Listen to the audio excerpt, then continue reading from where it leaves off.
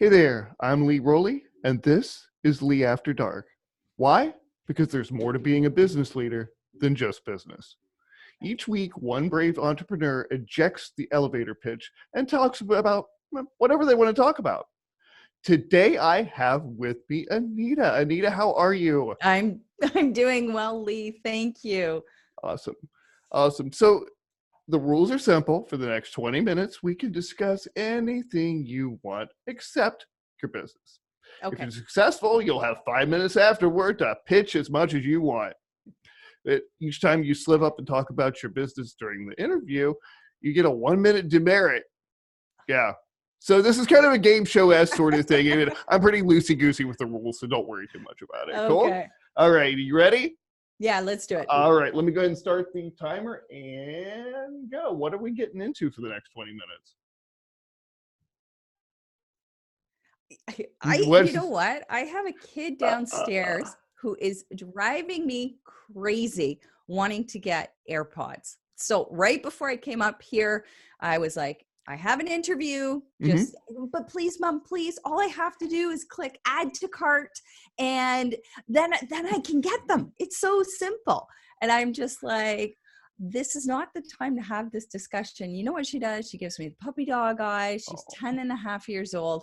She is really getting good at, hitting me at those times when she knows I'm under a little bit of pressure and that I might just say yes because I'm busy focusing on something else. So that's what I had to deal with right before I came up and hopped on this call. This is an unvarnished glimpse at the real life of an entrepreneur. See, everybody thinks that we just, you don't do anything all day. Yeah. Okay. Yeah, not at all. No, like try doing that. this. You will be glad to go back to your job. Yeah. Well, it's amazing. Like, I think the biggest difference between like my lifestyle. So Lee knows this. This was kind of when I reached out to have this conversation with him. 4 cats in this house, 3 humans, 2 hamsters, and then the neighborhood puppy who thinks that our house is just an extension of hers. So this place can become madness. And it's amazing how I have to juggle so many different hats throughout the day, as a lot of us do.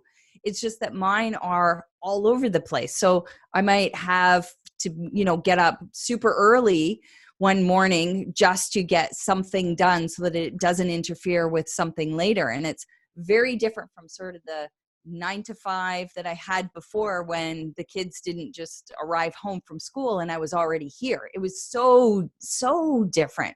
And so the challenge of it is dealing with that, but it's also a thrill too. Like I secretly kind of like that it's a bit chaotic. I'll admit it. Do you find that you thrive more in the energy, or because some people do? I do at times, but Okay. I get up an hour before the kids specifically to center myself every day. Because if I don't do that, I find like this morning, even though I did it, I don't know what was off, but the first few hours of my day were just brutal. In fact, I had my less than stellar, just not even parenting moment, just person moment that had me shouting at one of my neighbors out of just frustration of dealing with this situation for so long. And I was like, whoa, like, is this what the whole day is going to be? Like, wow, that got off to it. Like, I have not like just gotten so frustrated like that. I like months. I'm not even sure how. It was just like one bad start. And so it's like, all right, what can I do to turn this around? I think I ate breakfast. Okay, that's always a good start. So would you mind going a little deeper into what the centering process is? And I believe it's different for everybody. Yeah. So tell me about yours. Yeah. So I've tried the meditation thing. I've tried the yoga thing, just not a fan. And so what I do is I have a series of, some people call them affirmations. They're more statements of aspiration, I would say, where I'd like to be. And there's nothing specific to them. So they're kind of more like general statements, like things are getting better and better. I'm starting to feel better about life. so I sort of say the highest and best people are now coming into my life, like that kind of sort of more general statements. And I have a whole series of them that I've collected over the last, 6 months or so. It takes me about 20 minutes. And then the other thing I do is stretch for 20 minutes as I see fit, or grab some weights. Like I kind of leave the exercise / stretching up to how I feel for that day. So Okay. I don't have anything, I'm not a really rigid person, whereas some people really like that. I'm really scheduled, and from here to here, I do this, and from this time to this time. That's not me. Hmm. But I do find when I don't get up and do this, that my days tend to be brutal, with the exception of today where I did get up and do that. And, the first little while of my day was just awful. Well, there are some days that just no matter what you do, that's I think it just was going going to to happen. happen. Yep. And if you could be accepting of it and just be like, okay, look, this is not me at my best, and that's life. That You was know? like, oh my God, like standing at the bus stop, the kids got on the bus, and I just turned to her and I swear you could see fire coming out of my mouth. It was awful. I was like, even I was surprised at how upset I was. Like, it kind of came on like a freight train. It was, anyway. Okay, Yeah. now that we're done with that, I can move on. Absolutely. Absolutely. You mentioned that weren't a real big fan of meditation.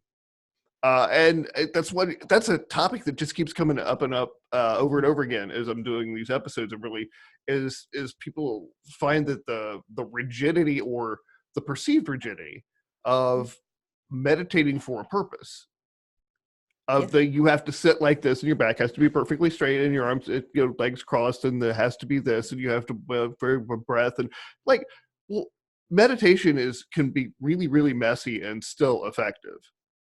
It doesn't have to be sitting and thinking on your breath, or trying not to think, which doesn't work anyway because our minds are programmed to do this all day long. Yep. For me, gardening is meditation. Yeah, I was just going to say, like, I really think it's something that is so focused. So, the whole concept of sitting and focusing, that's great. For me, my mind's all over the place for one, but I prefer to exercise as a way to do it, Hmm. right? I rock climb and boulder, and I have to be present in what I'm doing if I don't want to get injured. So Sure. for me, that really focused attention gives me that chance then to sort of receive similar benefits to what meditation is, where I come out of it and I just feel so much better. Whatever, most of the problems that I went in with have disappeared, or I have a new perspective on them. And those kind of affirmational, aspirational, whatever statements that I do in the morning, they do the same thing. So Hmm. I stopped getting upset with myself, because I think part of the pressure, Lee, is that you're hearing so many of these really successful entrepreneurs or really successful people have a daily meditation practice. And, for years I thought, well, to be successful, I have to do the same thing. And I realized I don't. And it doesn't work for me. In fact, I get to the point I don't enjoy it. So then what's the benefit if I'm not enjoying this process? Exactly. I see so many people, especially online, trying to sell all kinds of things in such a systemized, templatized process. Like, this is what worked for me, and it'll work for you too. And that extends across making money, diets, health, meditation, wellness, mindfulness, everything you say. I did it, and if you do it the exact way I did it, you'll be successful too. And that's just not true. Nope.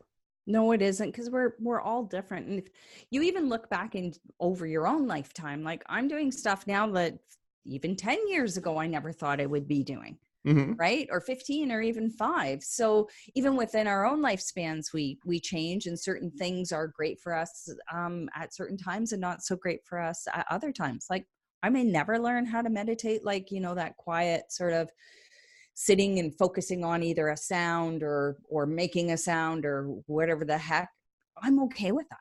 I'm okay with that. Now I am. But at one time I really felt a lot of pressure that was the only way to get there. And I'm grateful that have found other ways that make me feel good and that suit my lifestyle.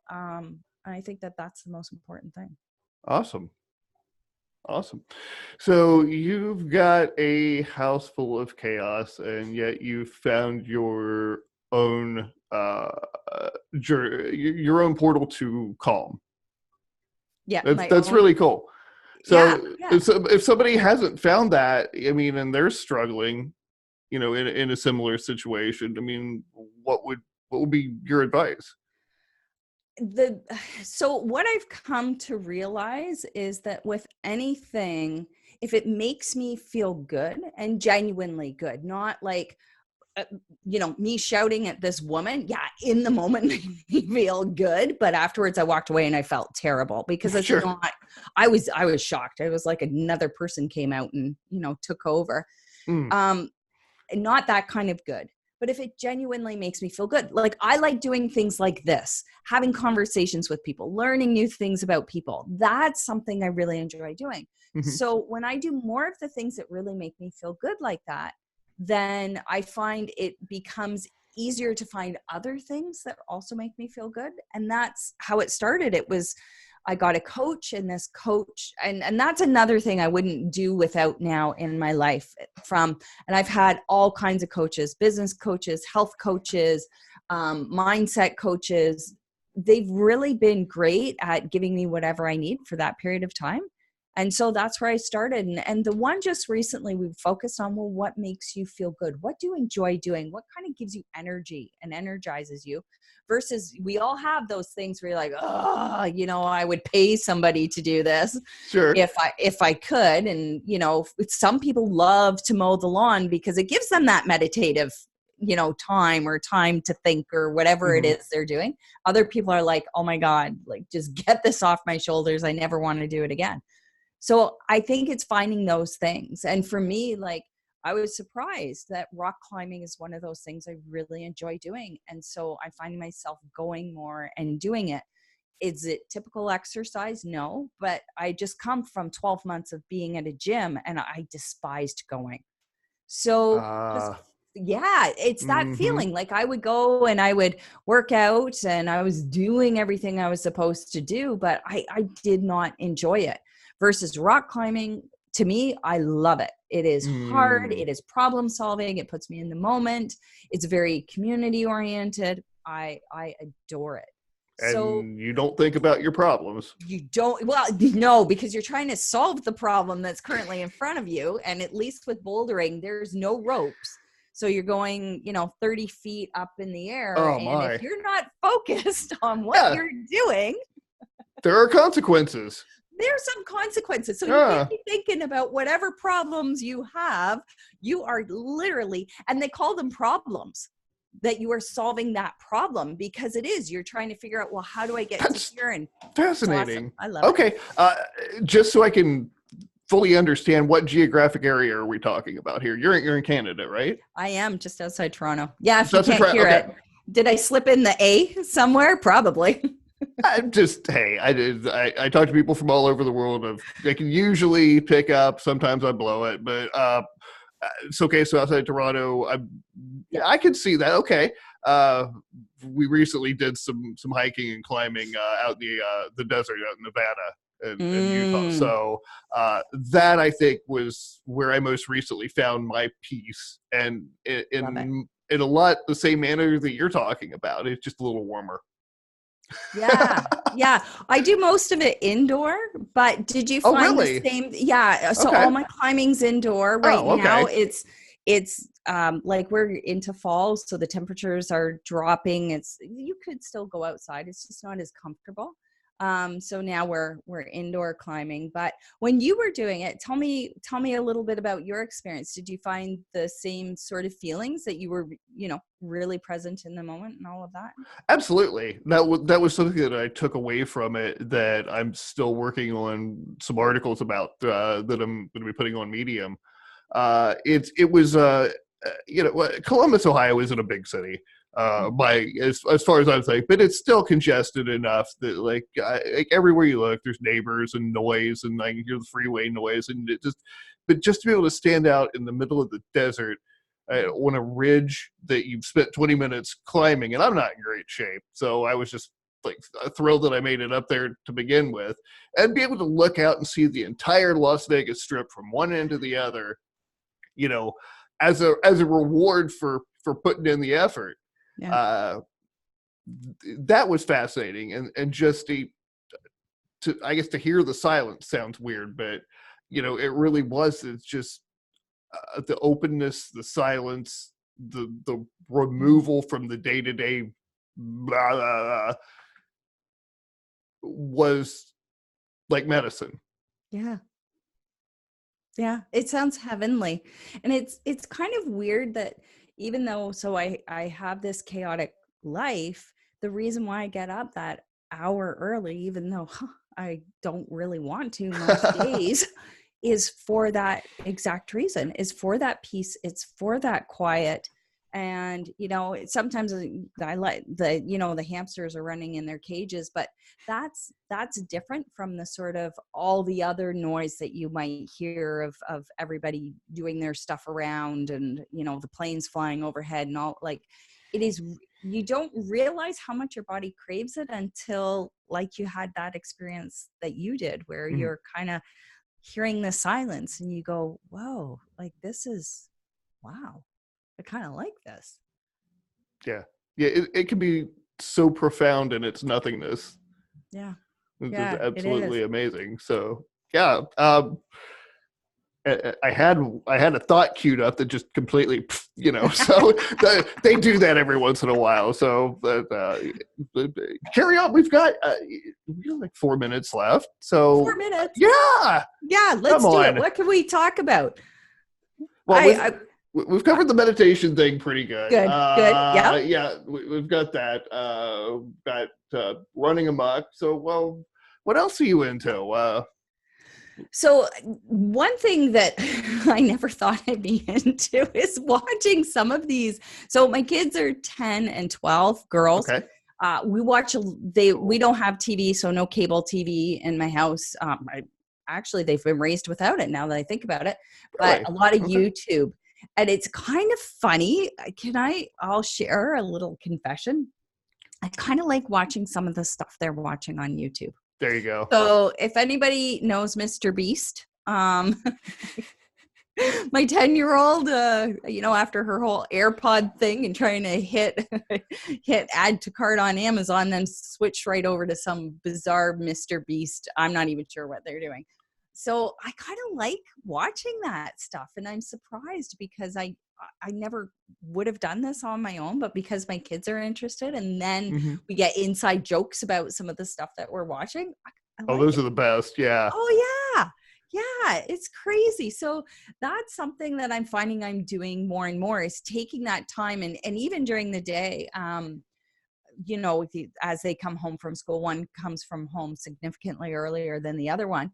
And she'll be down there, and sometimes I'll wander down when I'm working, and next thing I know, I've just watched some 15-minute, just whatever.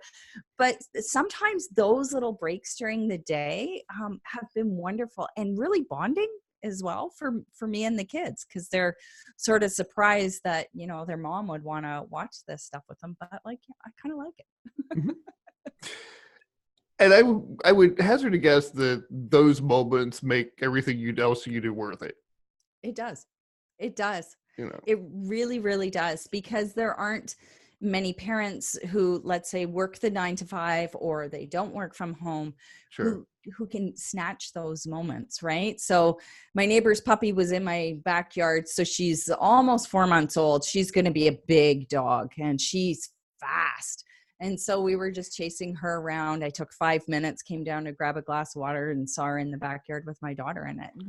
Just running around for 5 minutes with her. She still doesn't quite understand how to return when she gets the ball. She needs to, get the fetch side of things down. But to just be able to do that, right? And she's zipping around the garden, and my daughter's chasing her, and I'm laughing, and I'm like, these are the moments that are absolutely magical, because they're unplanned. And I'm grateful that I have the chance to do that, right? To take those few minutes and just really enjoy. That's wonderful, because a lot of times when we have the opportunities to have those moments, we're too tired or too distracted or too stressed or whatever. And we let them go by without even realizing it, and you can't get those back. You absolutely just No. cannot get those back. So I'm really thrilled that you've got such a focus on, appreciating what you have, and really just trying to be an inspiration to others. So that's fantastic. Yeah. Honestly, though, Mr. Beast never would have watched it on my own. I can remember a few of those as well. That was just going, wow, I never thought. No. It happens. No. It's expanding your horizons. So Yeah. Well, yeah, I like that. I like that perspective on it. Thank you. absolutely. Well, listen, you have officially survived the Lee After Dark 20-minute challenge. You didn't even break a sweat. You look fabulous doing it. So, yeah. Yeah, so thank you. First of all, thank you for gabbing with me. I think we've covered some good material. And second, I got to keep my end of the bargain here. So I'm going to turn it over to you. You've got up to 5 minutes to talk about what you do, tell people how to get in contact with you. If you've got an offer, you can do that, whatever you want to do. Sounds fantastic. So I specifically work with B2B, business to business, what are called SaaS companies. So software as a service. And if you're a SaaS company, you know what you are. If you have no idea what I'm talking about, think Netflix. It is where you're paying a monthly subscription for some sort of service. So that's what I do. And what I help them do is increase their profits by keeping their customers longer. So it's just consulting. Typically, I work on a 90-day engagement and look for those big wins to help them in the industry. We call it churn. Many places call it churn. So it's in reducing customer churn to increase their profits. And I'm best reached on LinkedIn, so Anita Toth. And I also have a website. And there's a churn crushing guide. So my big thing is I call myself a chief churn crusher. Yeah. So we've got the churn crushing quiz, which is fast and fun. Then there's the churn crushing mini guide, which you access right away. So there's no email that you need to put in. But if you want the full guide that kind of gives you all the details, then I can email that to you. And then lastly, if you want to work with me directly, because you're wanting to increase your profits and reduce churn, then you can reach out to me there. So, and I also play around on indie hackers. So this is a great place for startups, specifically for those creating apps and software. Okay. And I think that's pretty much it. Oh, the website, of course, AnitaToth.ca.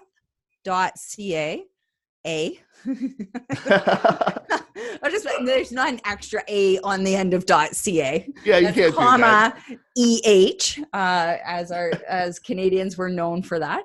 Yeah, I'm sure it's snuck in somewhere in this conversation because it tends to. So I think that's it. LinkedIn's probably the best if you want to message me directly and quickly. So, awesome. And I'm the one with the orange shirt in the pictures. Oh, well, I kind of look like I do now, just with an orange shirt. And I think I'm like to the side and smiling, something like that. You'll see it in the profile. Can you do that one more time? Can you do the little pose there once again?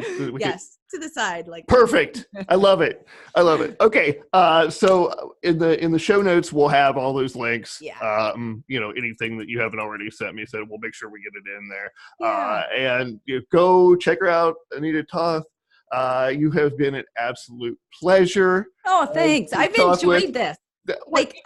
Thank you. Really, 20 minutes, you said it, and I'm like, oh, that's not long enough. We could easily go an hour and keep it interesting. I think that's the most exciting part about this is that there's so much outside of our businesses, but we become so myopic that we forget that we also have these big lives outside of it.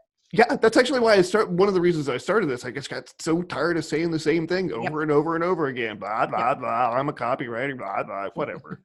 Yeah. So it's nice. It's just refreshing. And some of the people that I've met, all of the people I've met, absolutely absolutely fantastic. So thank you again Yeah, you're so for welcome. coming I on. loved it.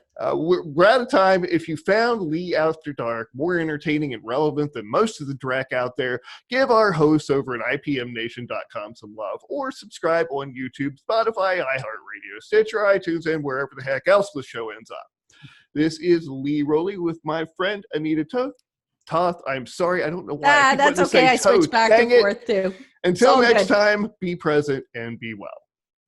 Take care. Bye.